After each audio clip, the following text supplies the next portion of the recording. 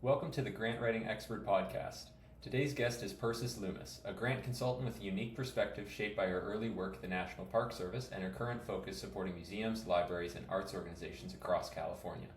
In this episode, Persis shares her insights on how the federal funding landscape has shifted, why many nonprofits are rethinking their reliance on federal grants, and how to design programs that remain fundable and mission aligned even in uncertain times.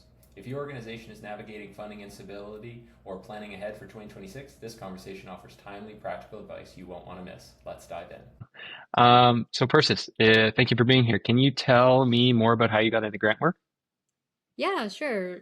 I guess I started grant work through kind of through the federal side of it, which is a bit backwards from how most people do it. So I started working at the National Park Service in DC, part of the Department of the Interior. So I learned everything about grants from that side of it. After my time there was over, I went on to work for a number of museums through their collections department because I was a trained archaeologist. So I was working with a lot of artifacts and with a lot of education departments within the museums and collections. But I always had grants kind of in my back pocket. And then yeah, once COVID happened, that's when I started taking grants a little more seriously. I went to go get some training to be a grant consultant, and that's when I started freelancing and being a grant consultant for a number of different types of organizations. So right now I prioritize museums and libraries, but I also work with a number of arts organizations, and I've worked with environmental organizations, some healthcare, so a little bit of everything. But yeah, I always seem to go back to where I first started, which is federal grants for museums and libraries. hmm And can you share more about your consultancy now? What is it called? Where do they find you? All that stuff. Yeah, you can just go to my website. It's persisloomis.com, so it's pretty easy. Yeah, I'm also on LinkedIn, so people can find me there and send me a DM if you're interested. Yeah, I work with all sizes of organizations, so from really large scale museums that have regional and national significance to even on the smaller end, county museums or really local museums. Um, but yeah, like I said, I'm open to working with everyone. I like that the organizations I work with um, have a really, really important local mission. So I'm in California right now, so a lot of West Coast and particularly Northern California organizations. That's where I'm focusing on right now.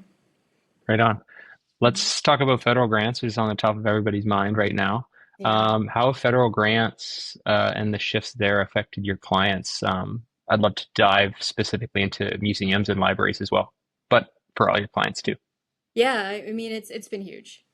I think in the past, federal grants were always the most reliable, the ones you could really base an entire annual funding strategy off of, or you could focus an entire project off of, and now, at least from what we're seeing, that's less of the case these days.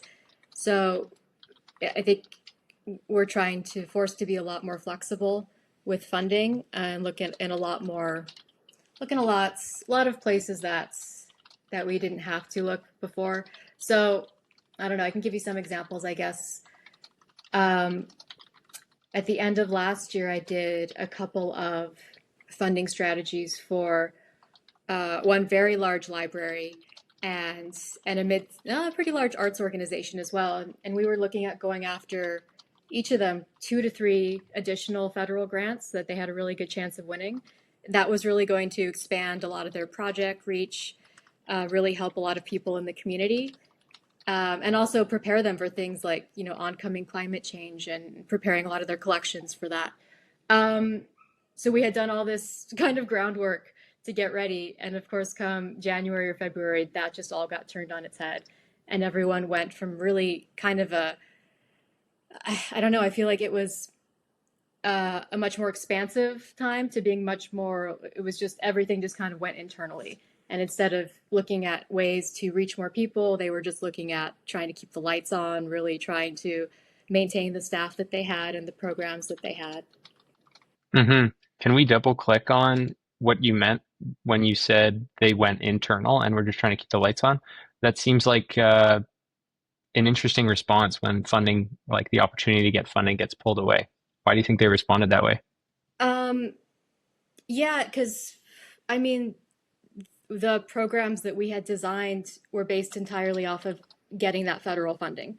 So if 80% of the project design funds are no longer available, it's a lot harder to pull in foundations or even local or regional funders. So a lot of the scope of the projects had to change or be laid to the side entirely, to focus on just sustaining the programs they already had. Because then a lot of the federal grants they already had were taken away as well. So they were really focused on replacing that money for the programs that they had instead of potential programs for the future. That makes sense. When things are unstable, you don't keep pushing forward to plan for the future and that build the new things. You got to keep the lights on for what's currently running that you can't just shut down. Yeah. What was their response there for the things that they couldn't shut down that had to keep running? Um, yeah, I mean, their priority was to keep that going, but I don't think any of them have really been able to do that. A lot of it's been um, significantly shifted so that the projects are much smaller in scale than they ever used to be, if they exist at all anymore. Um, yeah, and just all those federal grants, it's not just the grants, the entire agencies just disappeared, within a couple weeks. So Hmm. yeah, I know a lot of people are having trouble, and myself included. It's hard to even find someone to talk to who knows what's going on. So it can be challenging, and I think uh, a lot of organizations are kind of almost turning off federal grants as even an option for the next few years, and just putting their energy somewhere a bit more stable. Hmm. Can we double click on those more stable areas? If federal funding, like that's a lot of funding, if it's becoming non-existent or people are saying it's too unstable to even plan for, um, what are they doing now? Like what do their funding Yeah, well, strategies look like? yeah, I think that's the problem because there's not an obvious answer to that. There is no replacement for federal funding, to be completely honest. But I bet the best organizations can do in the meantime, I would recommend, is that they really look to more regional and local funders. So a lot of foundations are really trying to pick up the slack, and fill the gap in funding to keep really essential programs and institutions running. Hmm.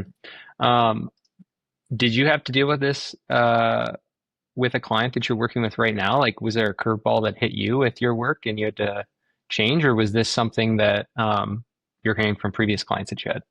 Ryan, that's all I've been dealing with for the last, what, 6 months, 7 months. Um, yeah, it hasn't it hasn't been easy. There haven't been a lot of bright spots when it comes to federal funding for museums and libraries, who even in the best of times have difficulty getting the funding that they really need Yeah. to sustain. So I think it really has forced people to be more creative, with funding and with their development teams in general, but also to really look at grants as something that, like we said, it used to be kind of, you could always rely on federal grants. The same ones came out at the same time every year. Um, to really look at that as like more of a question mark, instead of like a obvious thing that's going to exist still. But but one thing I will say organizations can do is that they can take this time that's kind of a downtime and plan for those grants for when they do appear in the future, if they come back. Because one trend I've seen is that the federal grants that are coming back, you're not getting as much lead time. It's kind of last minute. Oh, we have the money now. Send us your application, and that can be a real challenge for grant writers and for organizations that didn't have that time to prepare, or kind of caught off guard. So yeah, if they know there's a handful of grants or types of projects that are typically funded that they're hoping will come back, to take that time to really build those partnerships and get the program design really dialed in, so that when Hmm. things pop back up, they can really hit the ground running. Hmm. So do you have a recommendation that you're defaulting to with your clients right now, whether like wait for federal grants to come back and prepare for that because the windows will be shorter to apply? I'm hearing that that was one recommendation that it sounds like you're giving. And then the other is try and fill the gap or some of the gap with different types of funders. What advice are you most commonly coming to when you're talking with your clients? Yeah, I think you're right. It's those two things that I tend to tell everyone these days.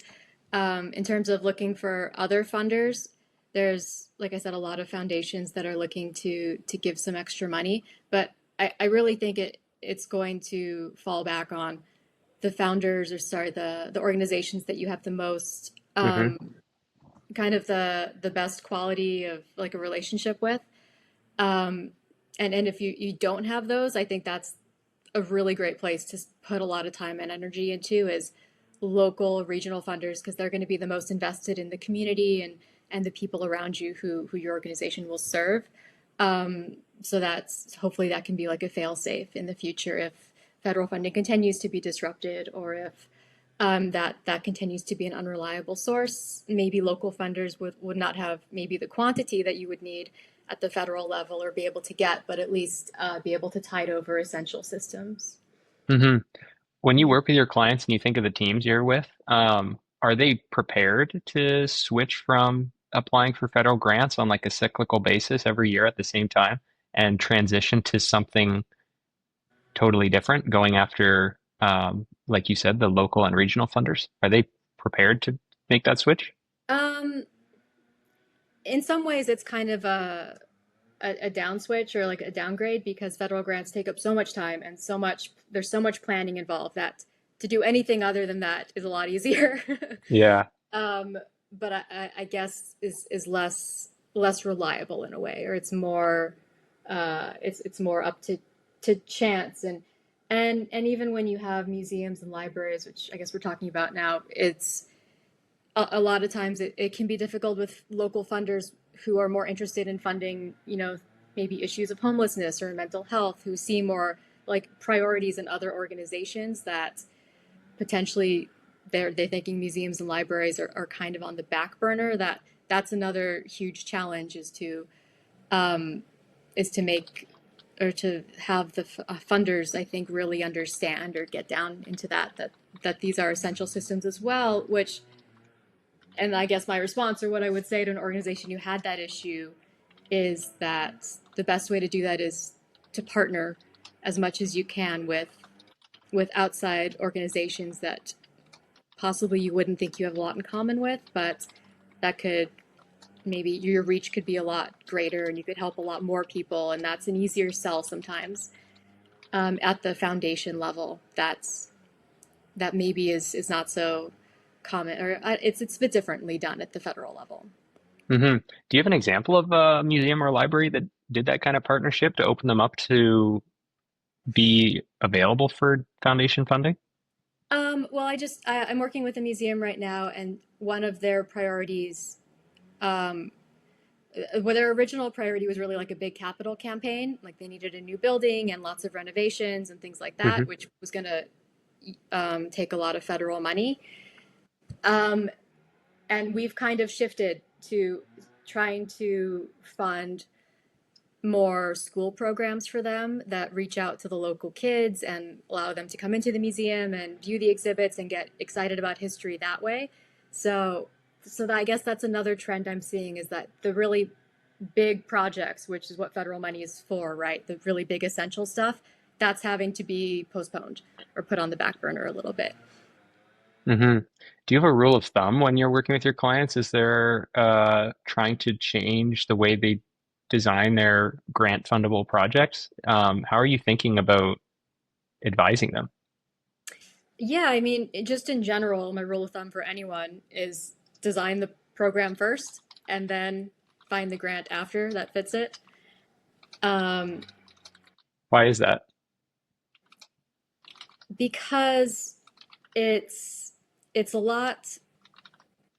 I think it's better for the organization to have a very clear idea of what they're doing, and to go through the process of looking at a budget and seeing how grant funding can fit into this, if it can, right?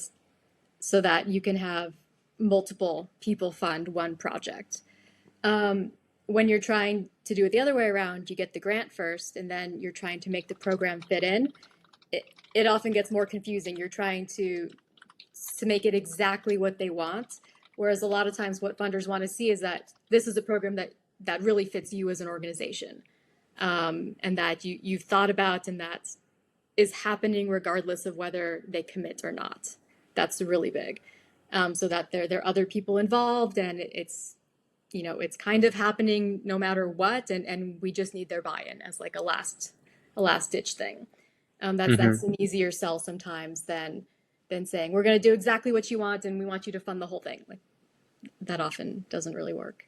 hmm Are you is that a temptation though to fall into that for museums and libraries? Are they falling it like as they what am I trying to say here? As they Yeah, I move wouldn't. away from federal, are they trying to become somebody for something for somebody that they're I don't not? think it's specific to museums and libraries at all. I think everyone is doing that because everyone is, it's a little bit of a panic and free for all moment where, if there's any money available, we'll do what we can to be able to utilize that or to tap into that resource. So Mm, sometimes you get organizations who are trying to kind of contort themselves to fit into exactly what the funder wants instead of making it instead of saying that like, oh, this organization, they have money to give, but we're not a clear fit for them. It's not exactly what we do. hmm Um, and maybe in the past they would have bypassed that option for a more aligned organization, but now there's less of that. It's kind of if the opportunity exists, we should take it, which which creates a different problem. Now we have completely inundated funders, right? Who have way too many applications, and it's creating it's just like this trickle down effect where one domino goes down and now we have all these other smaller issues to work through. hmm It sounds like anybody working in grant funding right now is facing a lot of confusion and is trying to navigate what the best advice is and like what to do. And then there's a ton of pressure because so much funding has just been pulled out from under them um, with zero notice. What like if you had to think of a 2026 prep checklist of what nonprofits should be doing if they're living through this right now, because most Mm-hmm. nonprofits are living through it right now, what should they be keeping in mind? Like if they had to narrow their focus and just start acting and trying to get out from under this, what should they be thinking about? What would your checklist be? Yeah, well, I have a checklist actually that I give to my clients, so Oh, this is great. Can we that's have great. that Yeah, too? if Can anyone's interested in that, they could just send me a DM on LinkedIn and I'll send it their way.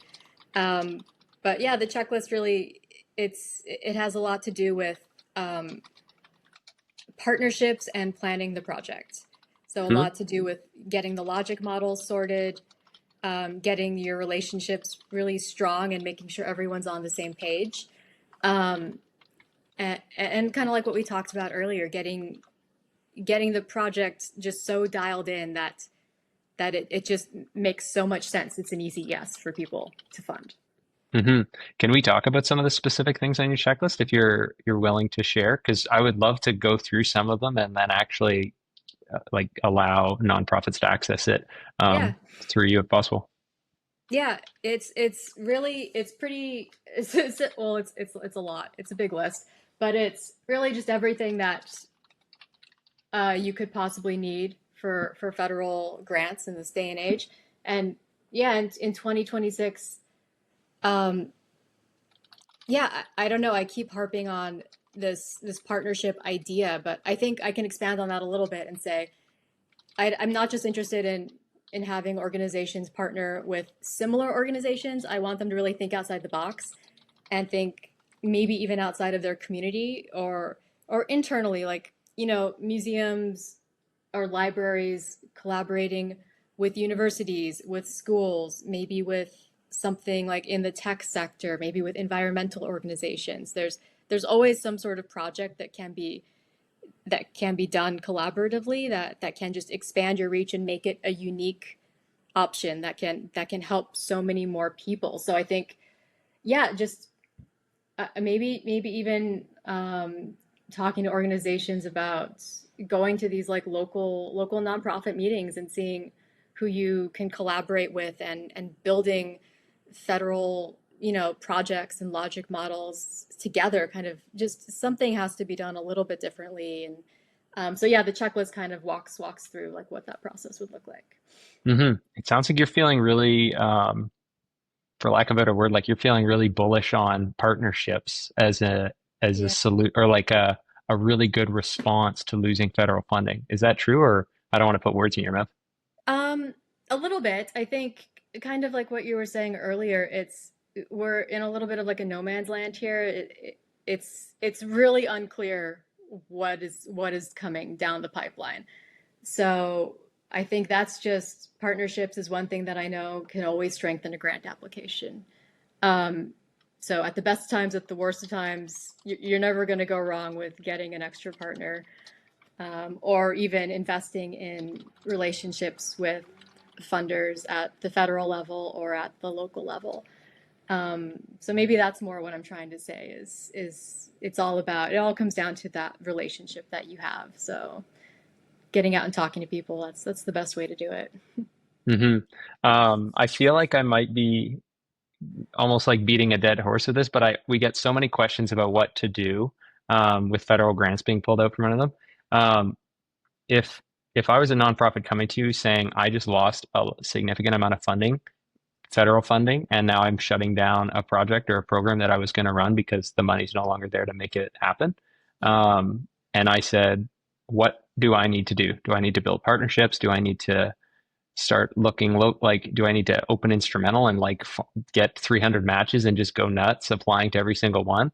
And I'm feeling totally overwhelmed about the whole thing because, people might lose their jobs with all this funding being gone. What is like the step 1 through 5 of how you walk someone through dealing with this kind of crisis mode? Yeah. Um, I think one thing I tell them is that grants are not the only form of funding that are available to you, and oftentimes they're the form of funding that is the most restricted and has the most kind of, you can't just use grant funding for anything you want. So a lot of people come to me saying we need general operating funds, and I say I know, but that's very hard to do in the grant world. So instead of putting all their hopes and dreams on grants, I would encourage them to look outside of that. Done, not to discount grants at all, um, and especially I think where we're at with grants and the federal grants in particular is it's always going to be a dip, right? In some ways things are going to come back, and it maybe not fully in the same style, but money will have to pop up somewhere to be able to support some essential systems. Um, so yeah, I would say really at the local level, if you can get local donors more excited about your projects, that's something to consider, major donors. So looking at it completely as a whole development issue, not just a problem in the grant writing space, but it has like a knock-on effect, right? Um, Hmm.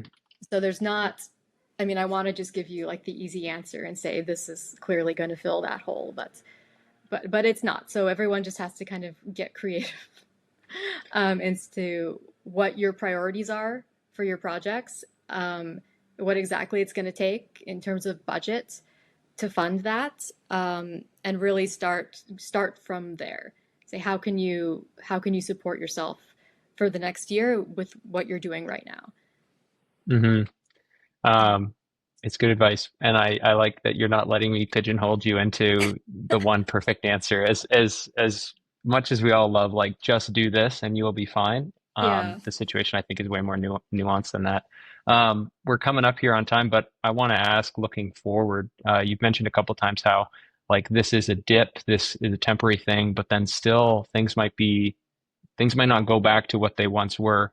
So I'd love to ask, like, what's something you hope is going to be, what do you hope the grant world is like in 5 years after this, and what do you think people should be doing in the meantime, looking forward to the future? Because everybody's trying to plan ahead right now and figure out like what is the new future that we're going into, and how do we operate in that future to make sure our programs and stuff are sustained. Um, what are you hoping that it's going to be like, and what are you planning for? I think my hope would be that in the future, there's a lot more funds available for capacity building with these organizations, for things like general operating support, for things like staff salaries, in a way to kind of rebuild from this, in a way, complete devastation we've had from the federal grants leaving the sector. Um, But yeah, I do think there's something to be said for these grants potentially bouncing back. Like even now, as opposed to where we were in January or February, there's some organizations have completely been shuttered, but others there's a handful that have trickled through. Um, so, and I think that kind of gets lost. There is a small amount still coming, and I sometimes wonder if there's some organizations who have completely written off federal grants who are maybe missing one or two that have made it through that could have been a great fit for them. So I would recommend for organizations for 2026, reach out to the program officer if they're still there, if the office is still running. Um, Reach out to them and see, maybe it has to be not like a one-time thing, but a monthly thing. Be like, what are you thinking? Where are we at now? Is it coming down the pipeline? Um, I think we're in more of that type of, you have to reevaluate every month or so, to see where we're at instead of projecting a year or 2 years down the road. To end it off, is there an example of or an organization that's responding really well to this in their plan and they're adapting and it seems to be working and you're able to share it? Um, let's see. Yes, I think there are some organizations, smaller organizations that have gotten a lot of fantastic support from the local community, from the cities, and from the counties that they're in, and potentially the state level as well. Um, that has not completely filled that gap, but has done wonders for restoring a lot of the financial difficulty that they suddenly found themselves in January or February of 2025. So I don't know if that's going to be an option for everyone. Um, but if you have, again, those connections at the city council, with the mayor's office or with the county, I think that's should be where people should spend a lot of time and energy this coming year. hmm Persis, I think we got a ton of great advice on this. I'm looking forward to the playbook on how to respond to federal funding upheavals. Yeah. So this is a great conversation. If people want to learn more about you and get connected, how can they do that? Yeah, they can go to my website, which is persisloomis.com. They could also find me on LinkedIn. And I think, yeah, I'll give you the everything. We'll have it linked below somewhere. So they can just click and yeah, let me know if they're looking forward to that checklist or something. That's an easy one. Yeah, we're definitely going to have to get that checklist in people's hands. That's going to be a lifeline for a lot of orgs, I think.